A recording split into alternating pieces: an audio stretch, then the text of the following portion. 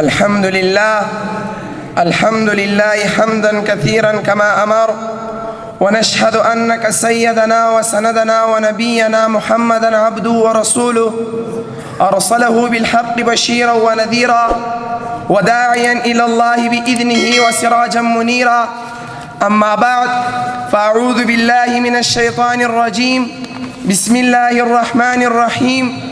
قال الله تبارك وتعالى في القرآن المجيد: إنهم فتية آمنوا بربهم وزدناهم هدى. وقال رسول الله صلى الله عليه وسلم: اغتنم خمسا قبل خمس، شبابك قبل هرمك، وصحتك قبل سقمك، وغناءك قبل فقرك، وفراغك قبل شغلك، وحياتك قبل موتك، أو كما قال عليه الصلاة والسلام. معزز سامعینو، د ګرانې طالبانو په وجو او د استاد محترم په اجازه غواړم چې د ځوانانو د اوسني حالت او د ځوانانو د سیاست په اړه او د دوی د مسؤلیت په اړه تاسو ته څو لنډې او مختصرې خبرې وکړم.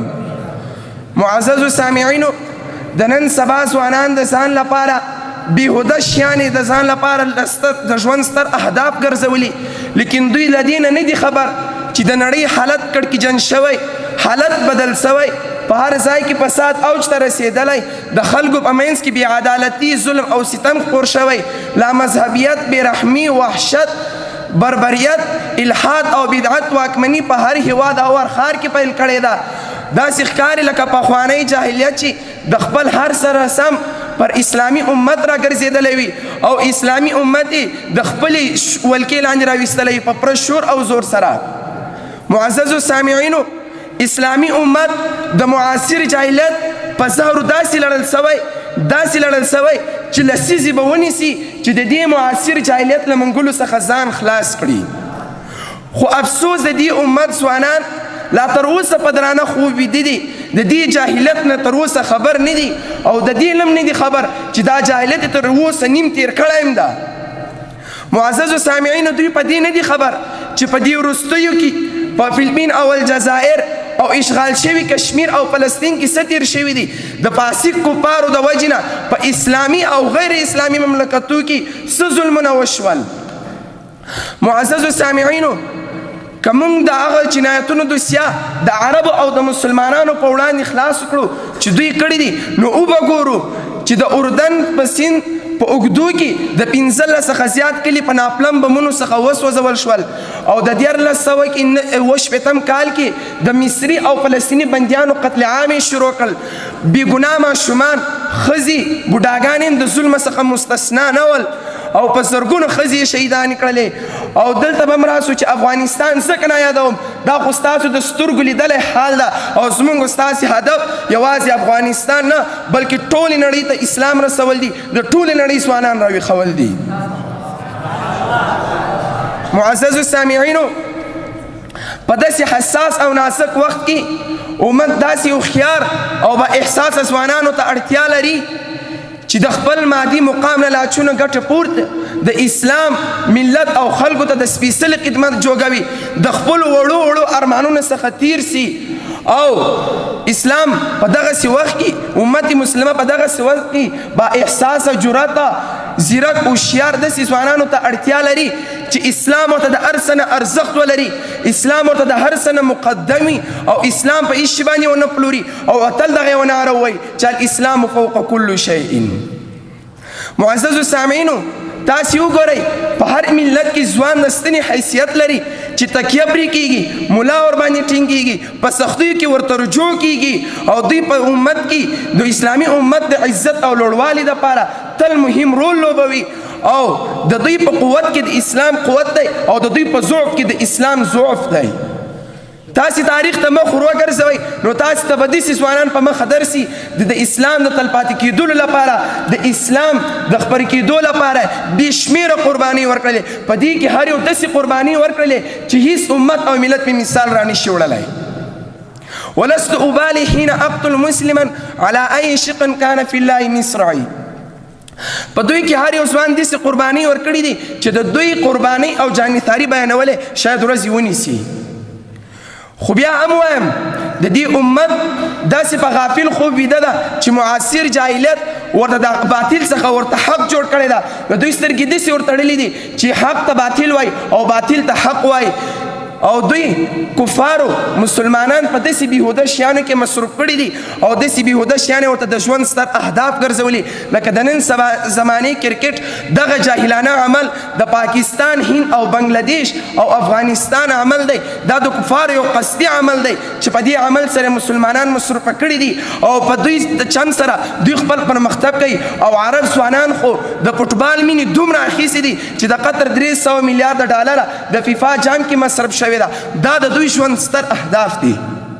که موږ تاسې وګورو چې په نن زمانې کې مسلمانان ولې مغلوبه دي او کفار ولې غالبه دي، نو موږ به راسو چې په مسلمانانو کې څو نقصانات دي.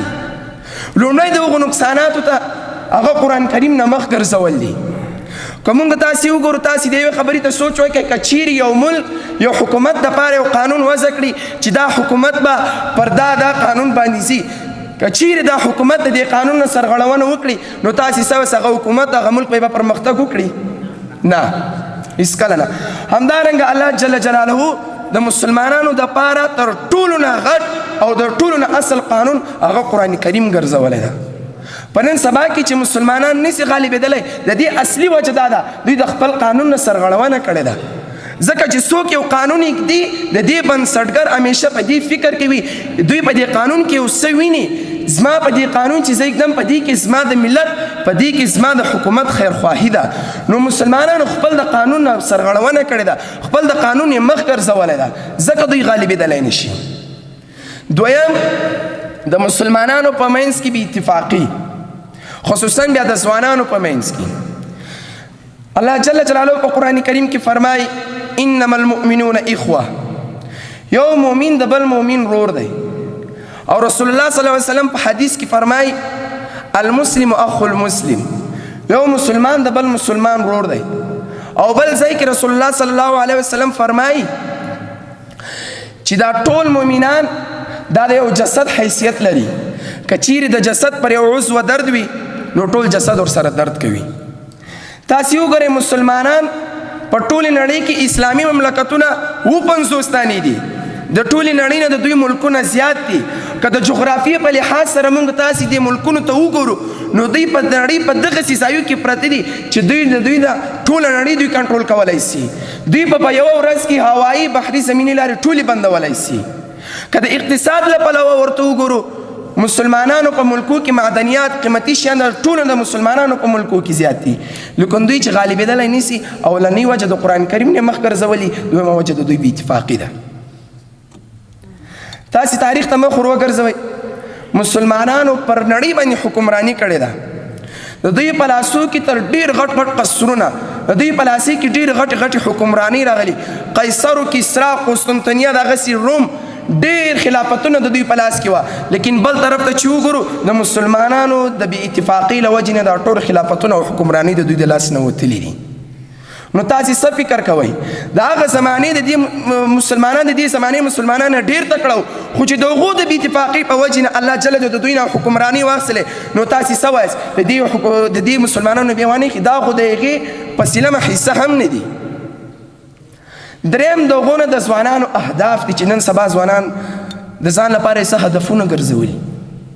تاسې وګورئ کفارو چې دا کرکټ او فوټبال دا شی پیدا کړی، زمونږ ستاسې ځوانان ماشاءالله د ځان لپاره ستر هدف کرکټ ګرځولی، د ځان لپاره ستر هدف فوټبال ګرځولی، د ځان لپاره ستر هدف یو بیهوده شیانې ګرځولي دي. دی باید دومره سوچ وکړي چې زه د اسلامي امت یم او زه د نبی علیه الصلاة والسلام امتی یم، زه باید د ځان لپاره یو هدف څه شي وګرځوم؟ زه باید پر اسلام باندې قرباني ورکړم، د اسلام د لوړوالي لپاره زه باید قرباني ورکړم، په اسلام باندې باید سر قربان کړم، د ځان مال سر هر څه څخه باید ورته تیر سم.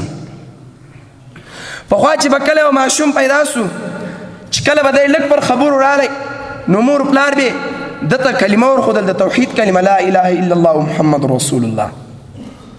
وروسته د هغې نه به چې دی به ورو ورو غټېدی، وقتاً په وقتاً چې کله به دی ځوانۍ ته ورسېد، د نه به یو ښه جنګیالی جوړو، د نه به یو ښه شهسوار جوړو، چې چې کله به تا ورنه پوښتنه وکړه چې ستا هدف څه شی دی، نو دا به دا نه درته ویل چې زما هدف یا کرکټ دی، زما هدف یا فوټبال دی یا داسې نور بېهوده شیان، دا نه درښودل، بلکې دا ویل چې زما هدف د اسلام لوړوالی، د اسلام عزت، د امت مسلمه عزت دی.